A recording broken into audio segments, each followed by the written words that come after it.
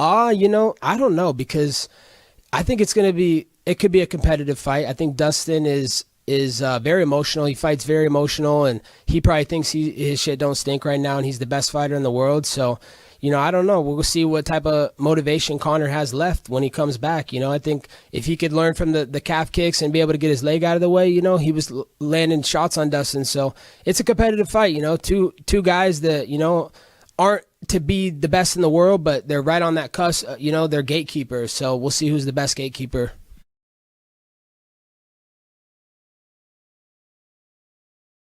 This concrete block is 700 pounds. Again, only the tape is the connection. So I've got a pulley system set up with a cable, and my job is to lift it up and make it look good. So let's see how it goes.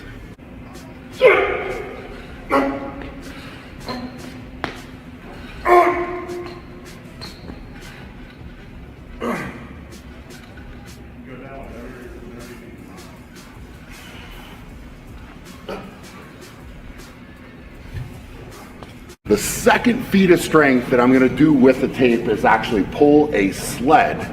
So we've got weights here. Right now we have just a strap on the front of the sled for testing. Tomorrow this will be replaced with the tape. So that will be the connection point. So my goal right now is just kind of figure out, based on the footing and the sled and how it drags on the ground, how much weight we can get on this thing. Because they're shooting for the max amount of weight, obviously to show the strength of the tape. Is a sled pull. So I've got the harness on. This is my connection point, and basically what I have been told is my job is to try my best to rip this tape. So the tape is the connection to the sled. So that is what I'm going to try to do.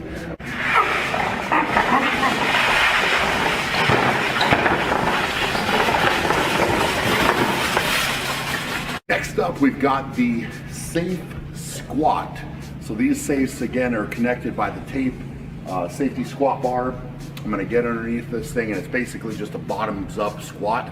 So the tape is gonna take the tension, lift the safes off the ground, and hopefully this looks really cool. I think once we get them up, they'll probably kind of move around a little bit, which I think will add to the effect and even show the strength of the tape even more.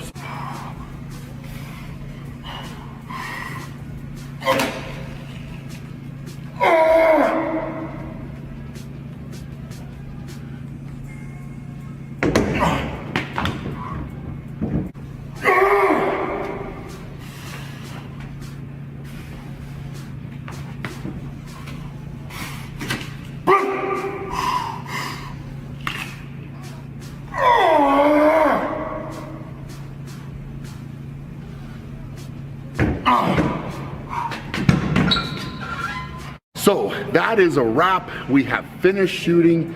It's been a lot of fun, and I have to say overall, I'm very impressed. It's been incredible. I feel like we got some really, really cool shots, and at the same time demonstrated the strength of the product. So I have no, there were no stipulations on my end to the UFC. I tried to get on the, so from my, this is coming purely from my perspective. It's funny how like people get carried away with things on social media. I messaged Sean Shelby, messaged the UFC. I said, is there anybody that wants to fight on Israel's card in June, which is what, 10 days away? This is like 5 weeks ago. He came back to me and he said, there's no one that's ranked, that's free or uninjured. So I left it. I was like, well, it's not as simple as, you know, a lot of other teams that are American based or something where they go, oh, you can't fight in June. Oh, we'll just push it to July or push it to August. It's like, we have to do the whole team go over there, quarantine process, wait for the whole team to come back, and then like build it up again and get ready to go again. So it's a bit more of a process for us coming from this side of the world. So then I messaged the UFC and I said, this is a position I'm in now. I messaged the UFC and I said, is there anybody that wants to fight on Volk's card? So I'm waiting for that. As soon as that get announced, Volk versus Ortega, as soon as a date gets set for that, that's the card I'm looking to get on. Team will be ready to go again, and I'm just looking for an opponent. But from my end, there were no stipulations. I never said the guy had to be ranked higher, had to be ranked this. I never stipulated a name. I never made any kind of stipulations to the UFC about anything like that. So it's just funny how people get carried away with like this sort of narrative on social media. Well, let's get real. This is what we're here for. We're looking to find a fight. I can't find a fight with that man. He has a fight. I need to find a fight with someone that's free, someone that's uninjured. So from where I'm saying, you guys need to help me out. All the fans watching this as well, they need to help me out, because I genuinely don't know. I don't know everyone's health records. I know that, I'd love to fight RDA, former champion, but I know that he's got some kind of injury. He doesn't want to make it public, or that's fair enough on him. But I don't want to call someone out that's injured. So you guys need to help me out and tell me whether these people are ready to go or not.